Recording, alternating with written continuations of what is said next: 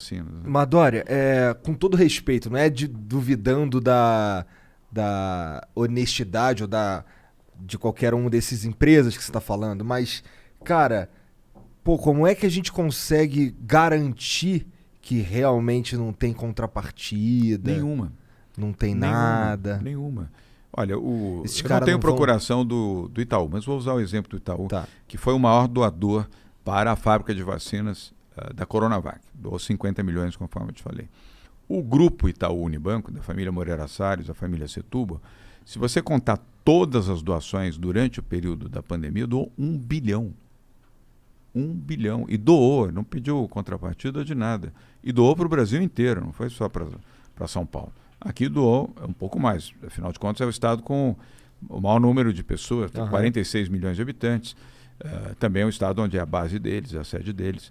Mas ele doou para o Brasil inteiro. Comprou cestas básicas, comprou respiradores, comprou monitores, comprou os EPIs, equipamentos de proteção individual, máscaras, para o Brasil inteiro. Doou 1 bilhão de reais. Alguém vai perguntar, mas qual é a contrapartida? Foi a doação. Há pessoas, há instituições, há empresas que fazem isso no Brasil.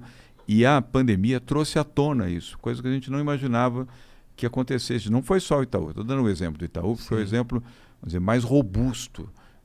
Eu não tenho nem procuração da família, nem do banco, nem nada. Estou falando aqui porque eles foram generosos conosco e vi que foram generosos com muitas instituições, hospitais, pronto-socorros, prefeituras, governos, instituições, ONGs. Ajudaram muita gente e não pediram nada em troca. É dinheiro dos acionistas, cada um lá dos grandes acionistas do banco, são duas grandes famílias, que falaram, não, eu quero ajudar o meu país, quero ajudar a população, e fizeram isso. Isso é um legado bom. Ao lado de tanta tristeza, quase 560 mil mortos, também a alegria de ver a solidariedade de instituições, empresas e pessoas que puderam ajudar, e ajudaram. Falando nisso, você pegou, como governador, uma das fases... Eu acho que é difícil ter uma fase tão difícil quanto essa, né? Porque não sei se a gente vai ter outra pandemia em 100 anos. Então você virou governador e pegou uma pandemia. Então pegou um desafio grande aí, né? E você teve que tomar decisões difíceis. Você foi muito criticado por decisões e qualquer decisão que você tomasse ia ser criticado. De um lado ou de outro. Ou de outro, né? Verdade. Mas é um dilema. São aquelas situações que você imagina, você não queria ter que tomar. Fala, puta, que decisão de merda que eu tenho que fazer, sabe? Ou eu me fodo ou eu me fodo. O que eu faço? Como que foi pra você? Tipo, ter que decidir se fechava ou não tudo, se abria. Como que é? Monark, eu fiz a decisão pela vida. Era difícil, porque tinha economia também. Mas eu preferi optar pela vida. E eu acho que eu fiz certo. Porque se nós não tivéssemos fechado, feita a quarentena, São Paulo foi o primeiro estado do Brasil a fazer quarentena. Ao tamanho da dificuldade.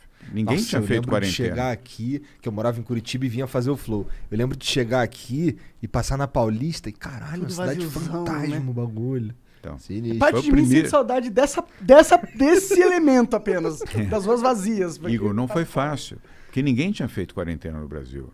O primeiro estado que fez foi São Paulo. O primeiro estado que tornou obrigatório o uso de máscara, estou com a minha aqui no bolso, foi São Paulo. Até hoje é Isso obrigatório. daí foi logo depois que o Supremo... Foi em março. Disse que os governadores poderiam tomar suas próprias medidas e tal. Quanto tempo levou? E nós provocamos, os governadores que provocaram, porque o maluco do Bolsonaro, primeiro já assumiu o seu negacionismo desde o início. E os governadores é que seguraram a bucha, vamos dizer assim, para poder fazer as quarentenas. Por isso é que nós todos fomos emparedados pela dialética aí bolsonarista, que a gente estava criando desemprego, criando a pobreza, criando a miséria, quando nós estávamos fazendo a defesa da vida. Se nós não tivéssemos feito isso, nós provavelmente hoje no Brasil estaríamos chorando, não eram os 560 mil brasileiros mortos, estávamos chorando 2 milhões e meio de brasileiros mortos em todo o Brasil. Então eu fiz a opção pela vida. E obviamente que eu sei o desgaste. Um monte de hospital, de campanha, rolou tudo isso. Muitos. E mesmo assim... Muitos. Tanto a prefeitura, e o Bruno ainda em vida fez isso, nós fizemos também. Nós dobramos. São Paulo tinha, no início da pandemia, nós tínhamos 3.180, eu sei de cor o número, leitos de UTI. E já era a cidade com o maior número de leitos de UTI na América Latina. Hoje nós temos 7.500 leitos de UTI. Nós mais do que dobramos. Nós temos mais UTIs leitos de unidade de terapia intensiva em São Paulo do que a Espanha. Caralho. Porque toda a Espanha Legal. nós temos aqui. Então, um Bom, investimento. São Paulo é tipo do tamanho da Espanha. mas né? tem- mas É mesmo. tem E a aqui- população é equivalente. É equivalente? Né? 46 milhões. Você Mas- acertou. A dificuldade não é. A dificuldade talvez seja mais ter uma equipe pra gerir, pra atuar nessas UTIs. Isso foi um troço que eu aprendi também. Bem lembrado. Porque eu ficava assim, porra, caraca, um ano de pandemia ainda não deu tempo de construir UTI. O cara, não, cara, construir dá. O problema é que tem que ter os profissionais pra trabalhar. Pá. Isso, e bem lembrado. Aí nós temos que fazer um esforço enorme junto com o Hospital das Tomei um Clínicas. esporro na internet. A internet me deu um esporro. Eu fiquei, beleza, aprendi agora. Não, e está correto isso, porque num leito, em torno de um leito de UTI, são 6 profissionais médicos. Para cada leito de UTI, 6 intensivistas, fisioterapeutas e os médicos e enfermeiros. São 6 que você precisa. Precisa 2 enfermeiras, 2 médicos e 2 intensivistas, que são os fisioterapeutas. Cada leito de UTI. Você imagina, nós saímos de 3.200 para 7.500, a quantidade de gente que nós muita tivemos que gente. contratar rapidamente para poder viabilizar. Por sorte tinham, e as universidades também nos ajudaram muito, os hospitais, houve um esforço coletivo dessa linha de frente. Aliás, parabéns a médicos, enfermeiros, paramédicos, essa linha de frente são os heróis do Brasil. Igor e Monarca, nós temos que cumprimentar essa gente, porque Com certeza. esses entregaram a vida para proteger vidas. E muitos se foram. Muitos se foram. Muitos se foram, perderam a vida. Mas você não acha que teve algumas situações onde parecia que o governo não sabia o que estava fazendo, no sentido de, tipo, fecha. Aí depois, opa, abre. Aí depois, não. Vamos fazer o seguinte, vamos deixar só o transporte público, não pode sair com o carro na rua. Aí pega e lota o transporte público de gente aglomerando, tá ligado? Muitas decisões que você fala assim, eu acho que eles estão tendo dificuldades em acertar ali qual que é o caminho, tá ligado? Monarca, você tem razão. Quando foi a última pandemia que você se lembra? Da gripe espanhola, Em que ano foi? 1908. Estudou, mané. Caralho. Tem os meus dados. Ninguém viveu essa experiência. Ninguém, nem no Brasil, nem no mundo. Ninguém viveu essa experiência. Esse mesmo problema que nós tivemos aqui, Monarca, a Inglaterra teve, os Estados Unidos teve, a França teve, a Espanha teve, a Itália teve. Você lembra o que aconteceu na Itália? O abre e fecha, também aconteceu lá. Aconteceu na Espanha, aconteceu em Portugal, aconteceu na Inglaterra, na Alemanha, no mundo inteiro. Ninguém tinha experiência e ninguém conhecia esse vírus também. Quem poderia imaginar que ia ter segunda onda Não, com da certeza, Covid? é um desafio que No nunca início antes da Covid, enfrentado. ninguém imaginava.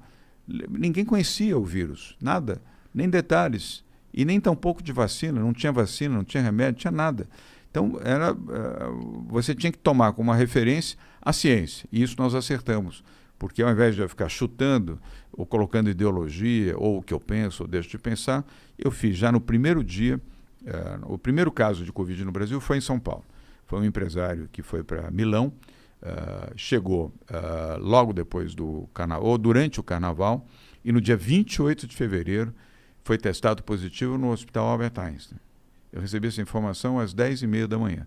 A primeira pessoa testada positiva. Já tinha Covid na Europa, tinha Covid na China e estava começando a Covid nos Estados Unidos. 28 de fevereiro, quarta-feira de cinzas. Naquele mesmo dia à tarde, nós já tínhamos montado o centro de contingência do Covid-19, com 10 médicos. Hoje tem 21, funciona até hoje. E o Davi Wipp foi o primeiro presidente a quem eu recorri, porque médico infectologista, meu amigo. Eu liguei para o Davi, Esse cara é vamos brabo. fazer bravo, competente. Eu liguei, Davi, vamos fazer um comitê, eu preciso de orientação para lidar com isso, porque se teve o primeiro, estou vendo o que aconteceu na Espanha, na Itália, Portugal, vai expandir isso aqui. E ele falou, vai expandir. E aí montamos o centro de contingência. E desde o início, Monarca, nós seguimos a orientação desses médicos, desses especialistas. Graças a Deus. Porque ao invés de eu ficar preocupado com populismo, popularidade, etc., eu fiquei preocupado com as vidas. Porque eu segui a orientação dos médicos. Os médicos, quem é médico, ou a maioria expressiva dos médicos, é porque gosta do ser humano. Ele está ali porque ele gosta do ser humano. Ele não está ali para fazer dinheiro, para ficar milionário ou para fazer carreira política. Ele está porque ele gosta. Ele abraçou a profissão de médico porque ele gosta de gente. 99% dos médicos gostam. Sim. É que gostam o que eu de gente. senti, isso é uma crítica que, vale para São Paulo, mas vale para o Brasil inteiro, né? O mundo todo e tal. É verdade. Eu sentia que, às vezes, os governos eles sentiam a necessidade de demonstrar que estavam cuidando do assunto, fazendo algo, tá ligado? Mas eles não sabiam como cuidar, tá ligado? E parece que às vezes queria tapar o sol com a peneira, tipo, não saia de casa, mas tem um cara que precisa sair de casa. Aí você faz uma lei que dificulta ele sair de casa, porque você fala, pô, não pode sair de casa, só que ele precisa trabalhar para comer. Aí você tem o Estado brigando com a realidade, de certa forma, sabe? Foi o que eu senti. Tipo, eu sei que tinha que fechar, tem que ter o lockdown quando o negócio tá indo muito forte, as UTIs estão lotando e tal, mas às vezes não tem como lutar contra a própria realidade que se põe aí à frente de você. Foi o maior desastre da humanidade. Depois da Segunda Guerra Mundial e do Holocausto, foi o maior desastre da humanidade. 216 países do mundo viveram isso. Não foi só o Brasil. 216 países do mundo viveram isso. Economias dilaceradas. Nós perdemos mais de 2,5 milhões de pessoas que perderam a vida. Só há uma situação mais trágica do que essa, o Holocausto, na Segunda Guerra Mundial, o assassinato de 6 milhões de judeus. E lá atrás, a gripe espanhola, 1919, 1920, aqui e na Europa também. Então, tudo isso devastou vidas, devastou famílias, devastou empregos. O Brasil dobrou o número de desempregados, dobrou o número de pessoas em situação de miséria, de pobreza, extrema pobreza, um desastre completo, crianças que não foram à escola, enfim. Mas tudo isso foi fruto da pandemia, né? Fruto da Covid, não foi de uma decisão do governador ou do prefeito, foi uma circunstância triste, dura, difícil, e graças a Deus, deixa eu bater aqui, estamos superando, porque queda no número de infecções, queda de casos, portanto, queda de internações, queda de leitos de UTI, e estamos flexibilizando, agora começando a voltar gradualmente, de forma segura, Igor, à normalidade. As UTIs aqui em São Paulo estão num nível seguro? Menos de 50%. Tá. Tanto na capital, litoral e interior. Agora, imagina a situação se nós não tivéssemos feito, Monarca, as quarentenas com as UTIs 98%, 99%, 100%, vários hospitais já estavam lotados. Uma pessoa que vai para um hospital precisando de UTI, ele precisa de UTI. Sem UTI, ele morre. Não, com certeza. Eu acho que quando a gente assim como o oxigênio. Você viu o que aconteceu lá em Manaus. Não tinha oxigênio. Pessoas morrendo em casa, morrendo em carro, morrendo na porta de hospital.